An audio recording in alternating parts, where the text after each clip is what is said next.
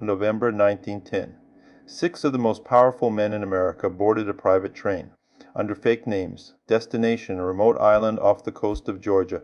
What they built there still controls every dollar you earn, spend, and save today. Most people think the Federal Reserve is a government institution. It isn't. Most people think it was created transparently through open debate in Congress. It wasn't. The Federal Reserve, the most powerful financial institution on earth, was designed in secret by bankers for bankers. But to understand why six men had to sneak off to a private island to redesign American money, you have to understand what America looked like before the Federal Reserve existed. And the answer is chaos. In October 1907, the United States economy was collapsing. A failed attempt to corner the copper market had triggered a wave of bank runs across New York City. Depositors lined up around the block to withdraw their savings. Banks that had lent those deposits out didn't have the cash. One by one, they began to fail, and the U.S. government had no mechanism to stop it, no central bank, no lender of last resort, no backstop. The entire financial system was about to go under, and then one man stepped in. J.P. Morgan, then 70 years old, Morgan locked the heads of New York's biggest banks in his private library. He refused to let them leave until they had pledged enough capital. To stop the panic, he saved the system, one man acting alone, because he was the only person in America capable of doing it. Congress understood immediately how dangerous this was. A nation of 90 million people whose financial survival depended on the goodwill of one private banker.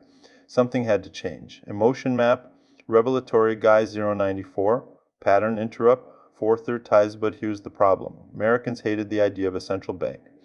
They had tried it twice before. Both times they had tried it twice before. Both times they had tried it twice before without anyone knowing they were behind it. But here's the problem. Americans hated the idea of a central bank. They had tried it twice before. Both times they had shut it down, so the most powerful bankers in America had to find a way to create one without anyone knowing they were behind it. In November 1910, Senator Nelson Aldrich, chairman of the Senate Finance Committee and father-in-law of John D. Rockefeller Jr., sent private invitations to five men: Henry Davison, senior partner at J.P. Morgan; Paul Warburg, partner at Kuhn Loeb Company; Frank Vanderlip, president of National Secretary; Piat Andrew, Assistant Secretary of the Treasury. The instructions were explicit. Travel separately to avoid being seen together. Use only first names on the island. Tell no one where you are going. If anyone asks, you are going duck hunting. These six men represented approximately 1/4 of the entire wealth of the world. World economics was the blueprint for the Federal Reserve System, an elastic currency that could expand and contract with the economy, a network of regional reserve banks to distribute power, a lender of last resort that could stop bank panics. They called it the Aldrich Plan, and they knew instinctively that if the American public found out that Wall Street bankers had written it, it would never pass. They were right. When Aldrich presented the plan to Congress, it was dead on arrival. Americans called it a Wall Street takeover. Progressives killed the bill, and for 2 years it seemed like Jekyll Island had failed. Then something extraordinary happened. In 1930, Woodrow Wilson won the presidency, a Democrat, a progressive, a man who had campaigned against Wall Street power, and within a year he signed the central banking bill into law.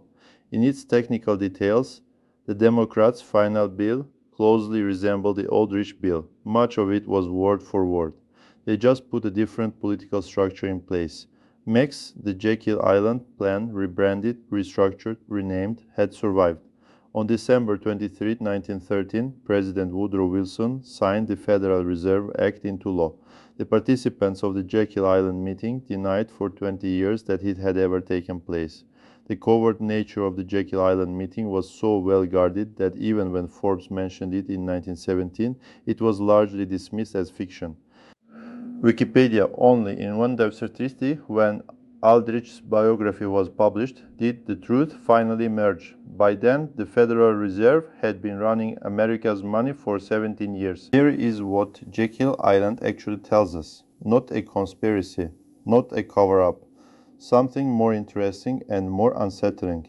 It tells us that the most consequential financial institution in human history was designed by the people who would benefit most from it, in secret, on an island, under fake names, and when the public found out, they had been living with it for 2 decades.